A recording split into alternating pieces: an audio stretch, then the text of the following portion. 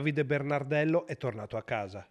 Ad accoglierlo dopo i funerali di Stato, i picchetti d'onore, gli amici di Arsego e la sua gente, la sua comunità. Un lungo minuto di applausi da parte di una folla commossa ha salutato il feretro e il suo rientro nella frazione di San Giorgio delle Pertiche, dove Davide riposerà. I volti illuminati dai lampeggianti delle auto di servizio e dal drappello che ha accompagnato l'appuntato nel suo ultimo viaggio sono quelli di chi ha visto Bernardello nascere e crescere e di chi non lo dimenticherà mai. Proprio una stretta collaborazione fra l'amministrazione del sindaco Daniele Canella e la famiglia di Bernardello ha permesso di gestire al meglio l'organizzazione della storica Fiera di Arsego e di altre iniziative del paese. La fiera si svolgerà come chiesto dai familiari del carabiniere scomparso e in segno di lutto non ci saranno i tradizionali fuochi d'artificio.